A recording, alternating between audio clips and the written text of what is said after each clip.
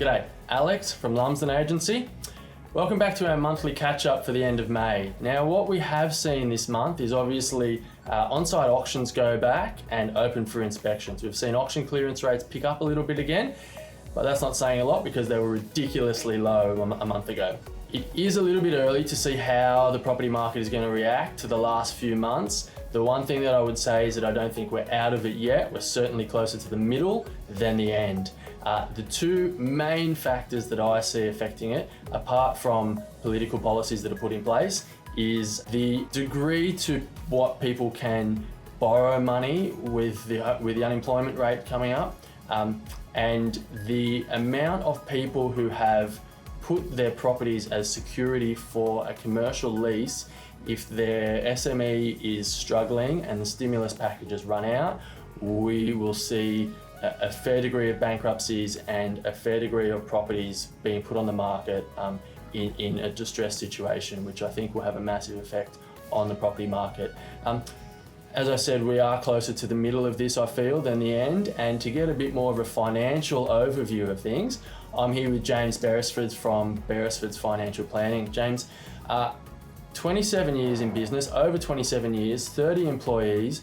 You guys are fee for service, so no bias towards anything except the client that you're working for. I guess you've seen a lot of highs and lows. I'm really interested to hear how you see this playing out over the next few years. Looking at what the future is, I think it's always good to look at the past. Understanding what's going to happen, I think we need to remember what was. Everyone's very much focused on what's taking place, but I think they have lost sight of what was. Now, before this happened was not healthy.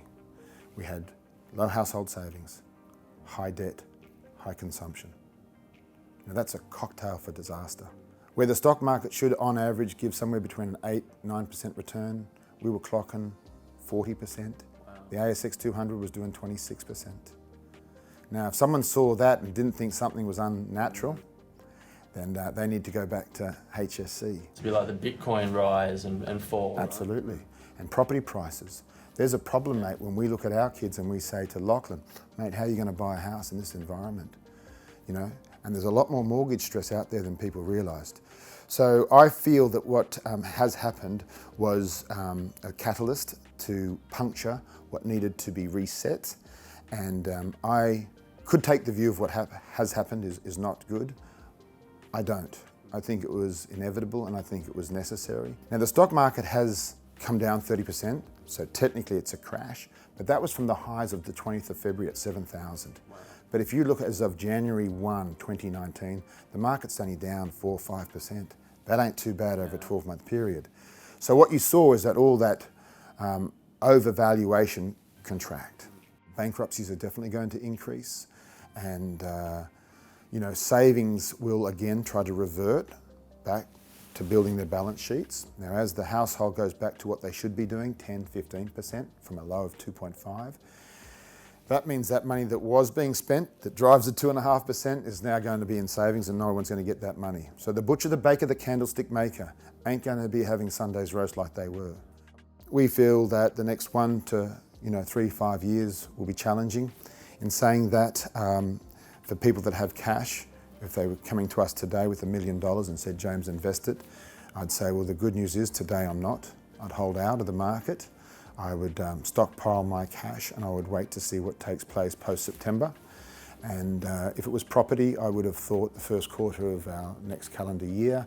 I would watch equities differently, because you've got to remember that, depending on how you invest, but in our house, we've never invested in the Australian stock market. We've always invested in particular companies. And these particular companies aren't the ASX 200.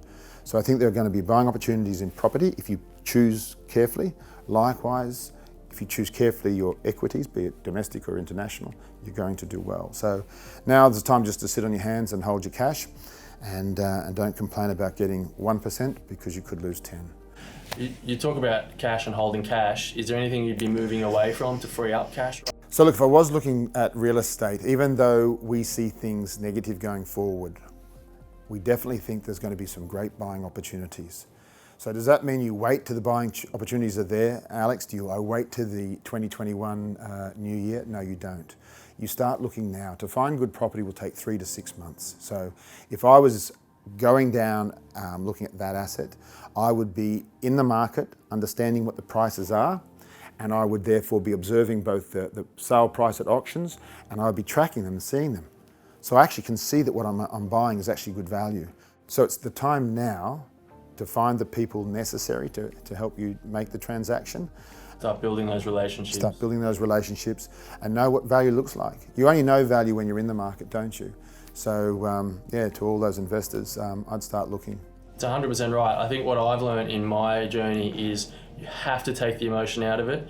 And even if you have found the perfect property right now, there will always be another one. And you need that experience of watching the market and seeing where value is before you jump in.